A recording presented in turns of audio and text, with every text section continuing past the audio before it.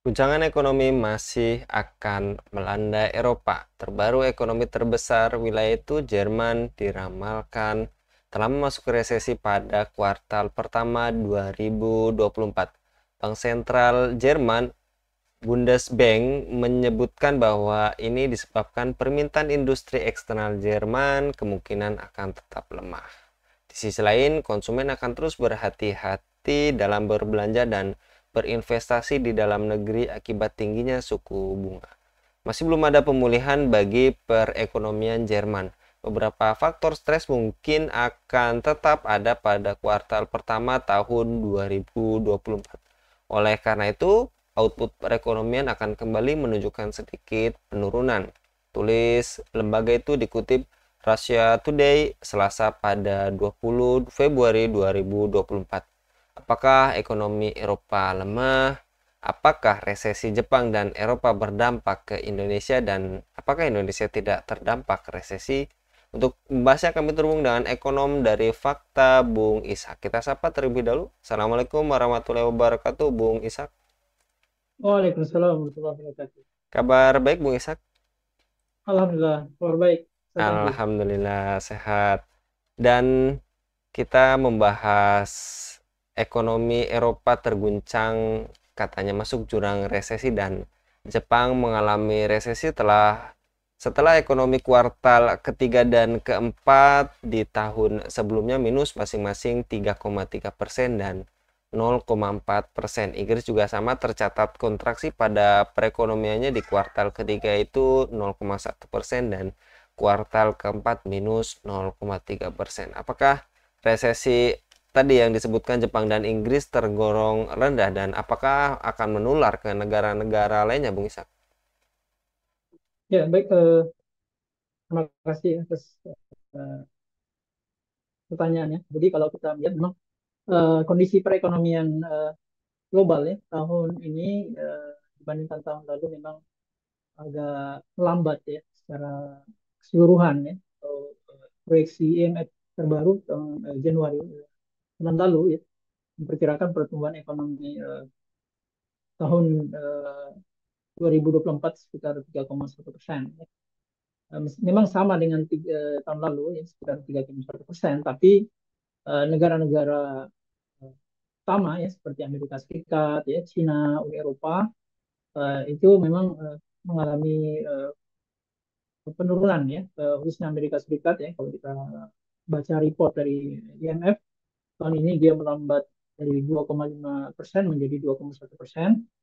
Kemudian Jepang ya tadi yang disinggung ya, jadi tahun lalu itu 1,9% diperkirakan tahun ini hanya tumbuh 0,9%. Ya.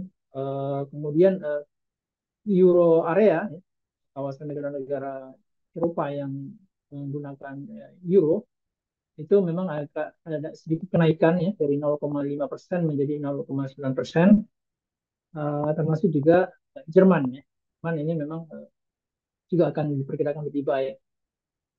Meskipun tadi yang disampaikan bahwa pada kuartal keempat, ya, ketiga dan keempat tahun lalu Jepang, ya, kemudian Jerman dan juga Inggris ya itu mengalami kontraksi atau pertumbuhan negatif selama 2 kuartal sehingga dikategorikan sebagai resesi dan saya kira uh, dampak resesi ini ya cukup beragam ya cukup beragam secara global karena negara seperti Jerman ya ini adalah salah satu negara terbesar di secara ekonomi di Uni Eropa ya kemudian juga Jepang ini salah satu negara dengan ekonomi terbesar di Asia ya, setelah setelah Cina ya sehingga tentu saja dampak pelemahan atau kontraksi pertumbuhan ekonomi mereka ini akan berdampak pada negara-negara tujuan yang menjadi eksportir ke negara-negara tersebut dan juga akan berdampak pada kontribusi mereka terhadap pertumbuhan ekonomi global.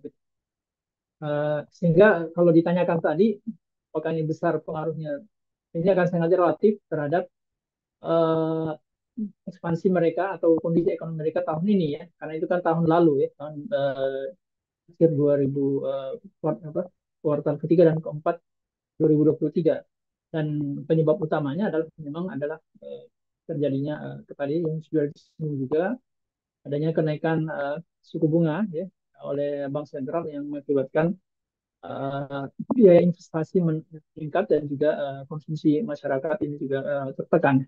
Kira-kira seperti itu, Bung Anggi. Baik, Bung Ishak, dan tadi juga sempat Anda katakan akan menular gitu ya ke berbagai negara, dan sebagai negara berkembang akankah Indonesia juga terkena imbas resesi karena ketergantungan Indonesia pada dunia begitu besar termasuk pada pangan dan energi? Iya, saya kira Indonesia memang kalau kita lihat dari struktur ekonominya memang sekitar 55% itu ditopang oleh ekonomi domestik ya. Tapi sebagian ekonomi Indonesia juga bergantung pada ekspor. Ekspor itu sekitar 22% PDB kita itu disumbangkan oleh ekspor. Eh, dan ekspor kita ya sangat bergantung pada negara-negara tujuan ekspor nih. Seperti tadi ketika Cina ini mengalami perlambatan ya, misalnya dari 5,2% menjadi 4,2%, artinya ekspor akan turun ya, ke negara tersebut sehingga pendapatan perusahaan dan rumah tangga yang bergantung atau terpengaruh oleh kinerja ekspor juga akan melambat. Kemudian juga misalnya ekspor ke Uni Eropa juga cukup signifikan sekitar 10% ya. Kalau kalau Cina itu kalau saya tidak salah sekitar 25%. Ya. Jadi memang perlambatan negara-negara tujuan utama ekspor ini akan cukup signifikan mempengaruhi ekonomi domestik. Kemudian di sisi lain memang dampak tadi kalau ditanyakan bagaimana Indonesia juga 20% ya GDP-nya itu berasal apa, impor ya, jadi impor. Kita sangat bergantung pada impor sekitar 20% dari total GDP gitu. Sehingga memang ketika harga-harga energi atau harga pangan yang ini masih cukup tinggi ya, uh, maka akan berdampak pada daya beli masyarakat kita ya, seperti yang kita rasakan sekarang ini bagaimana harga-harga komoditas pangan ini mengalami lonjakan yang cukup signifikan ya, sehingga tentu saja akan berdampak pada penurunan kemampuan ya daya beli masyarakat. Jadi tadi ya, kalau ekspornya ini turun, ya daya beli pendapatan masyarakat ini akan turun. Nah, di sisi lain ya, biaya impor ini meningkat, maka ya, kemampuan daya beli masyarakat ini juga akan cukup turun. Gitu. Itu yang akan akan kita rasakan ketika tadi terjadi pelemahan permintaan ekspor juga kenaikan harga-harga komoditas. Dan ketika harga komoditas ini tinggi, maka kita lihat sejak semester kedua tahun lalu ya Bank Indonesia juga ikut menaikkan suku bunga sehingga ini berdampak pada kenaikan suku bunga pinjaman nih, di sektor perbankan yang kemudian mengerem laju investasi dan konsumsi barang-barang durable goods ya seperti mobil, motor dan kemudian juga properti. Ya, ini kemudian berefek kepada perekonomian secara keseluruhan. Kira-kira begitu, Bung Anggit.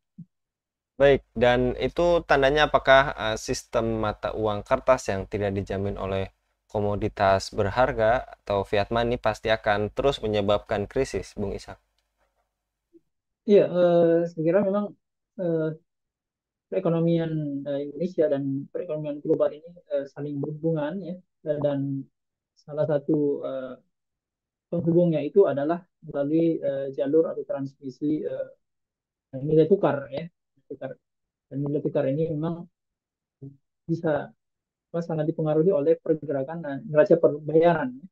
Jadi ketika misalnya Indonesia ini ekspornya ini melemah, ya, maka neraca pembayarannya juga ikut tertekan sehingga nilai tukar rupiahnya juga cenderung melemah. Nah, apalagi misalnya ketika negara-negara seperti Amerika Serikat ya atau misalnya Uni Eropa itu melakukan pengetatan moneter ya dengan menaikkan suku bunga acuan mereka seperti Federal Fund Rate ya, atau uh, Euro central bank ya menaikkan suku bunga mereka, maka investor-investor di pasar uang ya atau di sektor finansial ini akan menarik ya dana-dana investasi mereka di pasar modal di Indonesia untuk kemudian diinvestasikan ke negara-negara yang lebih relatif lebih aman tadi ya seperti di Amerika Serikat ya membeli surat-surat berharga pemerintah ataupun surat-surat berharga yang dikeluarkan oleh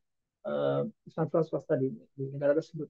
Nah, sehingga agar akibat pelarian modal ini akibatnya ya, nilai rupiah ini tertekan ya bukan hanya akibat ekspor tadi yang berkurang ya tapi juga oleh pelarian modal oleh investor asing itu sendiri sehingga ini kemudian memaksa Bank Indonesia untuk terus melakukan pengetatan moneter dan dalam rangka agar nilai tukar rupiah ini tidak terus-menerus melemah ya di atas 17.500 per dolar gitu. Saya kira ini yang salah satu akibat ya akibat dari penerapan mata uang kertas di mana mata uang kertas ini sangat bergantung nilainya bergantung nilainya pada neraca pembayaran ya khususnya apa dari aspek uh, volatilitas atau pergerakan uh, investasi ya di sektor non real gitu. Yang itu bisa berubah dengan sangat cepat ya, dalam hitungan jam atau bahkan hitungan menit. Begitu kira-kira. Baik, dan itu artinya haruskah dunia meninggalkan sistem ekonomi kapitalisme yang kemudian menerapkannya dengan sistem ekonomi Islam, dan bagaimana sistem ekonomi Islam mewujudkan perekonomian yang stabil dan masyarakatnya hidup makmur, Bung Isa? Ya, saya kira salah satu kelemahan dari sistem ekonomi kapitalisme itu adalah ekonomi siklikal ya. Jadi bagaimana pertumbuhan ekonomi di negara-negara kapitalisme itu senantiasa mengalami siklus ya. Jadi ketika mengalami pertumbuhan yang sangat tinggi pasti akan diikuti dengan resesi ya. Bahkan kemudian kadang resesi ini berujung pada krisis. Ya. Lalu kemudian setelah krisis ya, setelah resesi akan terjadi recovery ya, tumbuh lagi kemudian mencapai peaknya lalu kemudian turun ya. Jadi seperti roller coaster, jadi naik turun begitu. Jadi tidak stabil. Salah satu faktor fundamentalnya itu adalah memang sektor keuangan, ya, sektor keuangan dalam sistem kapitalisme yang itu memang mendorong terjadinya investasi pada sektor-sektor unreal ya, dari sektor-sektor uh, yang memang permintaannya itu lebih banyak pada motif spekulasi ya, seperti misalnya sektor sektor keuangan atau misalnya sektor properti ya. Jadi orang membeli properti itu bukan untuk ditempati ya, tapi untuk dispekulasikan.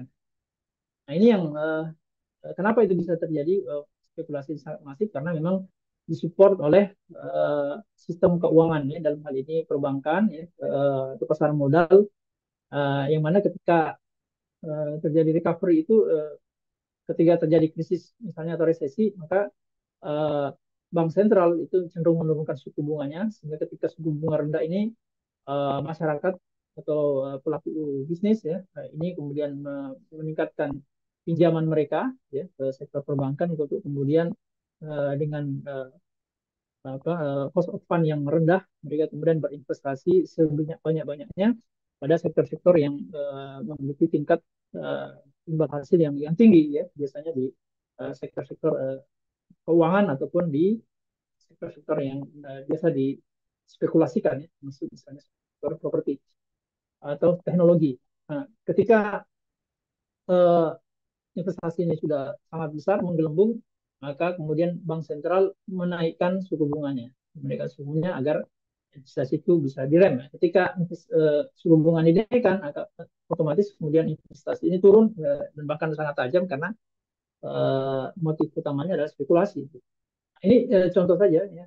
Jadi saling berhubungan antara sistem sistem keuangan atau sistem ekonomi di dalam ekonomi kapitalisme itu memang ya nature-nya atau uh, secara tabiat ya tabiatnya secara alami dia memang akan akan mengarah pada krisis atau ketidakstabilan ekonomi. Jadi dan tadi ya ditambah lagi dengan sistem mata uang yang tadi yang sangat fluktuatif ya, kemudian sistem keuangan yang berbasis riba, kemudian juga uh, bursa saham ya yang memperdagangkan saham-saham dari perusahaan-perusahaan berbasis perusahaan apa PT ya, perusahaan terbatas gitu. Jadi itu jadi uh, sistem ekonomi kapitalisme adalah sistem yang memang sangat rapuh ya secara fundamental. Gitu kira-kira. Baik, jazakallah Bung Ishak untuk pemaparannya pada kabar petang kali ini. Jadi memang gitu ya Bung yang disampaikan tadi Bung Ishak, memang sistem ekonomi kapitalisme itu memang bersifat seperti roller coaster gitu ya Bung, dan juga memang tadi juga Anda sampaikan begitu rapuh. Jazakallah sekali lagi Bung Ishak, mudah-mudahan Bung Ishak senantiasa dilindungi oleh Allah Subhanahu wa taala dalam setiap aktivitasnya. Demikian pemirsa Hilafah News yang dirahmati Allah, jangan lupa untuk subscribe, like, dan share sebanyak-banyaknya. Semoga menjadi amal kebaikan bagi kita semua di dunia dan di akhirat nanti. Saya Anggi Suara diundur diri. Assalamualaikum warahmatullahi wabarakatuh.